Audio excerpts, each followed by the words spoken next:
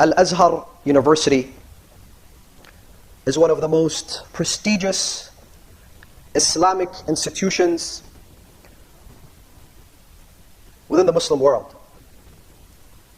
For more than 1,100 years, the best of Quran reciters, the best of Qurra, the best of Huffaz, those who memorize the Holy Quran, the best of scholars, researchers, and Islamic thinkers have graduated from Cairo's Al-Azhar University.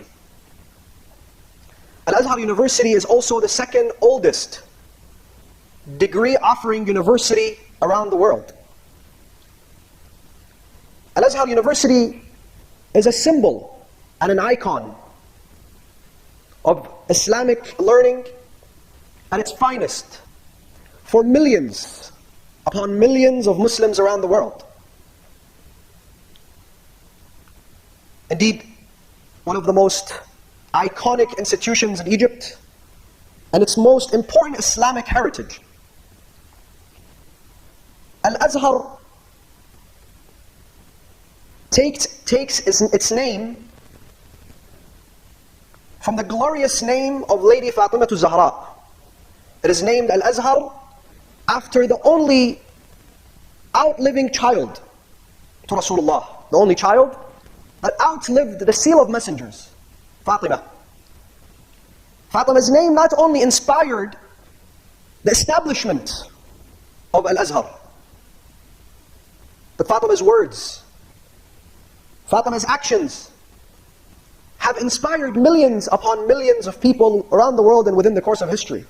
For she was the most noble of teachers. She was the teacher of some of the greatest companions of Rasulullah.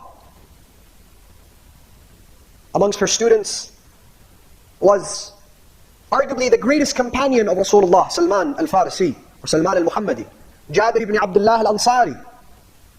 And amongst those who were inspired by Fatima were her own children.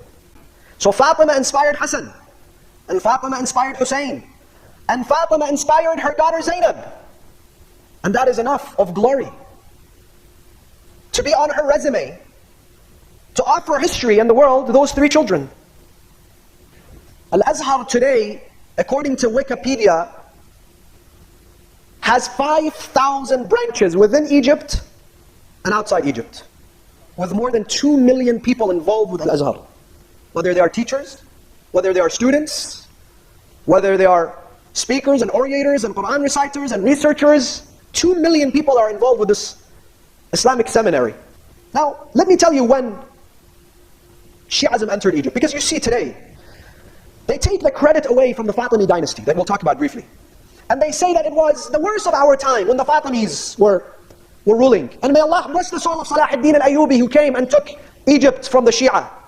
Brothers, those who don't have biases, you Muslims who are listening to me elsewhere, go and read history. Don't be consumed with lies and fake news. Go read the best, most prosperous time of Egypt. Until today was the time of the Fatimi Dynasty.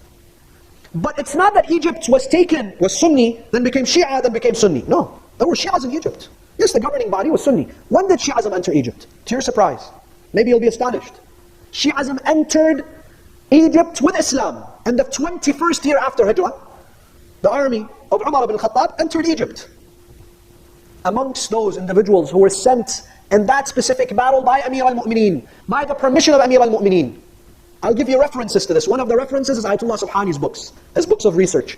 There is also a very powerful book by Sheikh al-Mudaffar. There is also another book by Sheikh al-Wa'ili that speaks of the Shi'i governments. There this is mentioned. That Imam Ali there, he sent Miqdad, and he sent Ammar, and he sent Abu Dhar with this army. Now, they took charge there. They started preaching Islam there. What kind of Islam did they preach? Ammar, Miqdad. That's when the roots of the love of Ahlulbayt. You see, for Egyptians, the love of Ahlulbayt is inseparable from their Islam.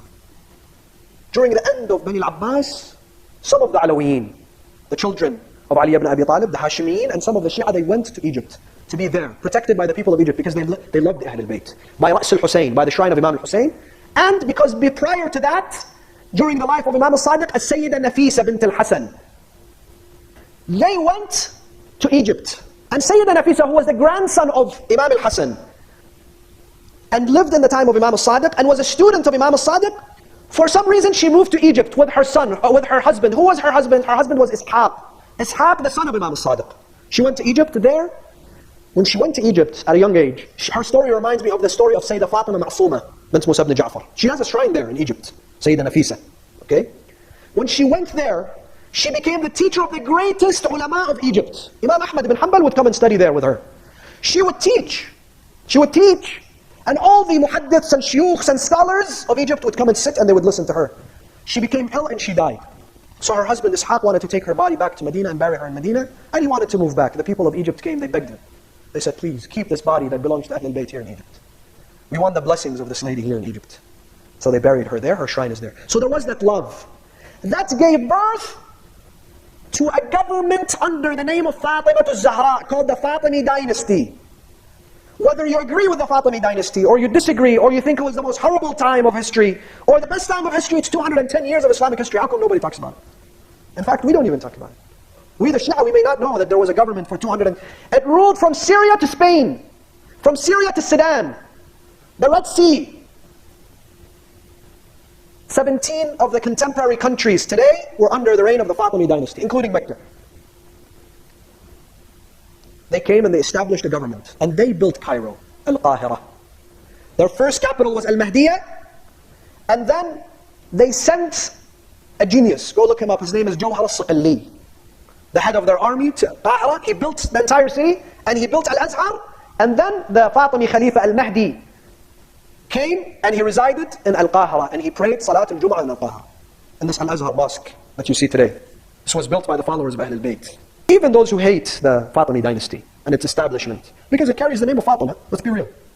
They tell you that there were the chairs. In al-Azhar, the Shafi'is had a chair and their mufti was there, and he would teach his school of thought, and he would give fatwas according to his madhab, and no one would touch him. The Malikis, the Hanbalis, every school of thought, they had their chair, and the Shia also had their chair. The Sufis spoke freely. The Hanafis, the Hanbalis, the Shafi'is, the Malikis, they all could speak and teach.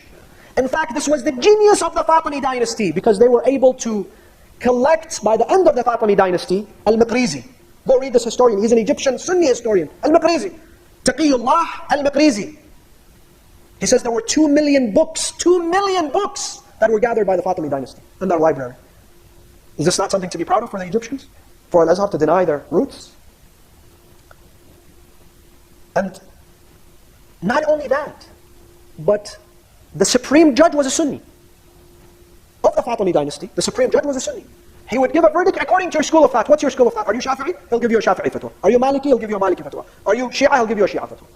Bring you one example in the course of history that the non-followers of Ahlulbayt, those outside the school of Ahlulbayt, they reigned and they told the Shia, come in. Allahu Akbar. Look, I'm not saying it was a utopia. I'm not saying it was paradise. I'm not saying there was no injustice. I'm not saying it was infallible. But compare it to those who they say, Salah ad-Din al-Ayyubi rahimahullah, he came and he saved us. Go read this book of al-Maqrizi. He says he burned down the entire library. Salah ad-Din al-Ayyubi, who backstabbed al-Fatimiyyah.